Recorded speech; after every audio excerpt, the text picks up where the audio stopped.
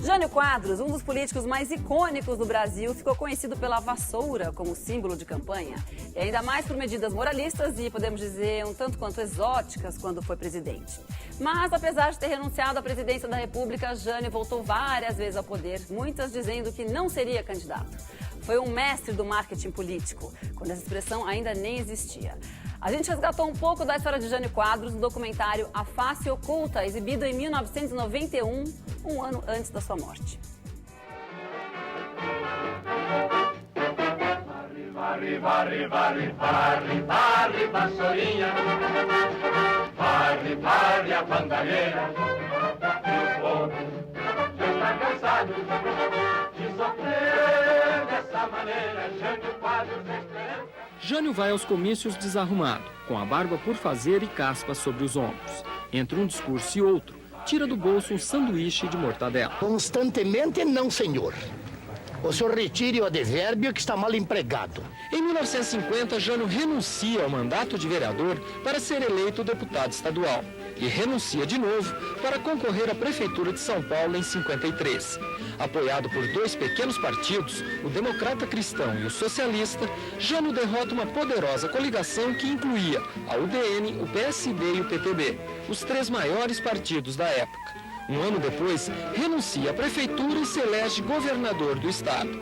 Esse mandato ele cumpre até o fim. Em 58 é eleito deputado federal pelo Paraná, mas não comparece a uma sessão sequer do Congresso. Em outubro de 1960, o Brasil comparece às urnas na quarta eleição livre para presidente desde a proclamação da República. O Marechal Lott e João Goulart são os candidatos da coligação PSD e PTB. Jânio Quadros se lança com o apoio da UDN. Ele é um colosso, ele é paulista. Jânio tem a maior votação proporcional da história do Brasil, 5.700.000 votos, 48% dos eleitores. Como vice, os brasileiros elegem João Goulart. É a primeira vez que um presidente toma posse em Brasília, mas nem por isso a festa deixa de ser marcada pela tensão. Depois da renúncia à presidência da República em 1961, Jânio tenta novamente o governo de São Paulo, em 1962. Perde. Em 64, tem seus direitos políticos cassados e só volta à cena em 1980. Entra para o PTB e depois de 7 meses sai. Deixo o partido em que me encontro. Mais uma vez, renuncio. Em 1981, Jânio tenta entrar no PMDB. Meu propósito é convocar todos os patrícios, para que, formando no PMDB, agigantem-no, tornando impossíveis os supostos donos apoucados, que sobrepõem conveniências próprias à destinação nacional da agremiação e até da ordem democrática que todos desejamos. Mais uma derrota. O PMDB não aceita o pedido de Jânio, com medo que ele queira disputar a indicação do partido para o governo do estado com Franco Montoro.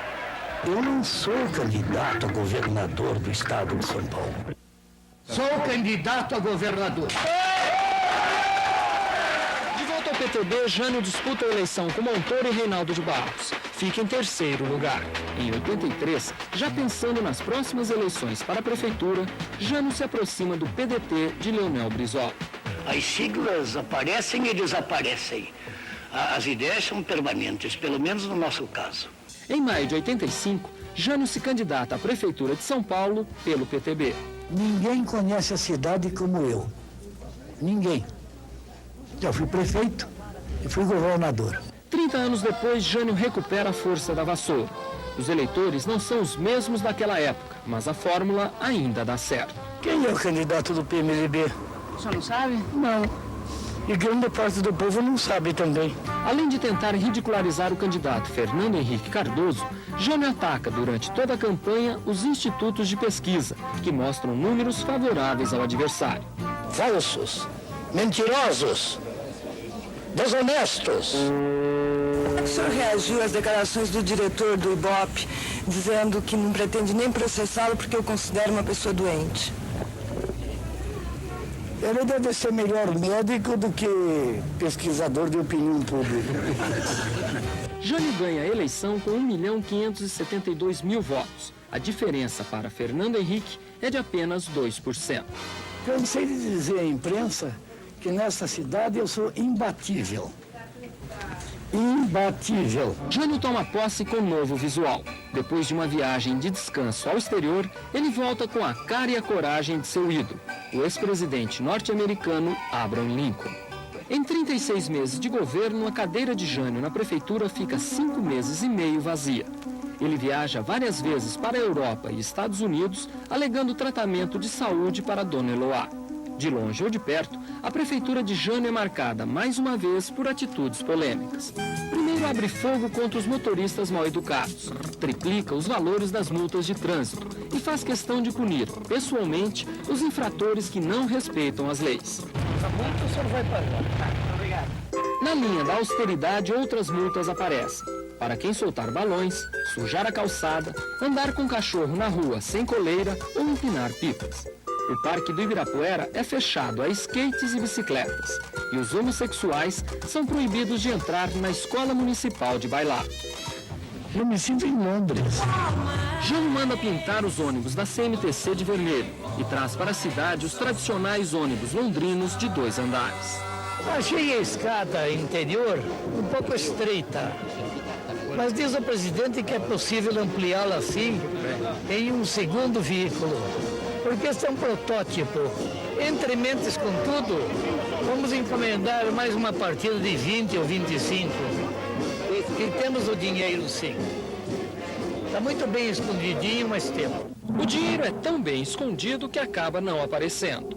Jânio transforma São Paulo num canteiro de obras e deixa para a próxima prefeita uma dívida de 1 bilhão e 300 milhões de dólares. Nos últimos meses de sua gestão, Jânio é acusado pela própria filha de ter uma conta secreta na Suíça. Vereadores da oposição e o próprio contador de Jânio denunciam seu enriquecimento ilícito. Terminando meu mandato, eu vou para essa rede em reta e não sou candidato a mais nada. Nem a torcedor do Corinthians, se o Corinthians não me der alegrias este ano. 8 meses depois, embora doente, Jânio admite que pode sair candidato à presidência da República. E agora a presidência.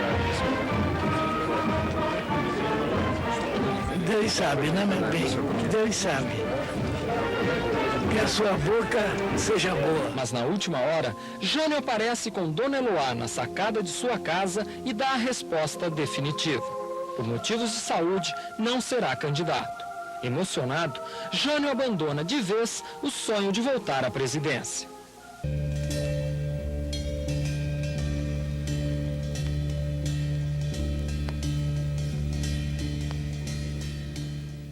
Estou satisfeito comigo mesmo. E que me importa que outros estejam satisfeitos ou insatisfeitos. O que vale é o que eu sinto. Como a gente viu no programa A Face Oculta, Jânio Quadros foi um mestre no marketing político da sua época. Quem entende melhor sobre esse fenômeno é Gaudêncio Torquato, jornalista, professor da USP e consultor político. Ele deu seu depoimento há 11 anos em A Face Oculta e agora fala sobre o fenômeno Jânio Quadros na época e como poderia ser hoje o homem da vassourinha. Jânio Quadros, a esperança desse povo abandonado. Foi o político que conseguiu, com mais eficiência, utilizar um símbolo, né, para demonstrar um valor. Vem aí com a vassoura na mão. Jânio Quadros é, inegavelmente, o maior fenômeno de marketing político do país. Apenas quero confirmar o que eu coloquei naquela oportunidade, que o Jânio é um ícone irreverente do marketing político. O mais importante, digamos, ícone, o mais importante cultor do marketing instintivo. Ódio que se adivinha nos corações. Ele era o próprio planejador, criador e operador das atividades de marketing. Então, por exemplo, ele combinava, a gente percebe pelo vídeo, ele combinava muito bem o discurso, a semântica, a substância do discurso com a estética. Veja bem, era uma combinação perfeita. Estética, cabelos desgrenhados, olhos esbugalhados, né, barba por fazer, gesticulação muito dura e, evidentemente, frases de impacto. O senhor já se considera eleito? Nada a declarar. O senhor já se considera eleito? Nada a O declarar. senhor já se considera eleito? Nada a declarar. A originalidade continua com o Jânio Quadros, na medida em que ele era a expressão forte. Hoje essa expressão está muito artificializada. Hoje o que nós vemos são discursos muito arrumadinhos, né? Frases muito combinadas. No Jânio que nós vimos, não.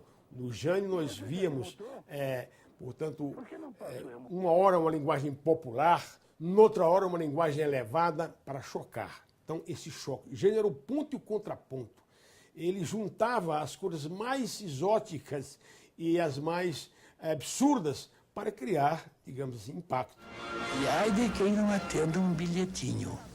Saio pela porta se não houver uma janela mais próxima. Os bilhetinhos que ele encaminhava, 5, 6 mil bilhetinhos como presidente da República em 7 meses, esses bilhetinhos tinham mais força do que os decretos-leis de hoje, as minutas oficiais, os projetos de lei do Executivo. De fato, eu vou comprar um par de chuteiras com as cores corintianas e pendurar esse par de chuteiras na antessala do meu gabinete, para deixar bem claro que esse é o meu último mandato.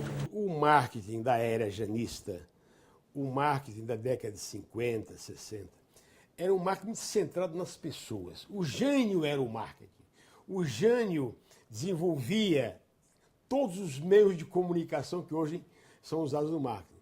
Portanto, a linguagem, o meio era ele, o meio era a mensagem. Então, do ponto de vista do Mark Lu, o Jânio, o meio é a mensagem. O próprio Jânio era a mensagem, a figura do Jânio. Se o povo brasileiro se transformasse em muçulmano e viesse a mim de joelhos, pedindo a este Alá que assumisse um outro cargo público, eu não atenderia. O Jânio hoje seria, vamos dizer assim, continuaria a chamar muita atenção hoje, se ele, evidentemente, usasse a estética que o caracterizou, se ele continuasse a perseguir a rota retrô, porque, evidentemente, seria feita uma comparação entre a modernidade institucional, tecnológica e o Jânio moda antiga. Eu vou decidir se apoio ou não algum candidato.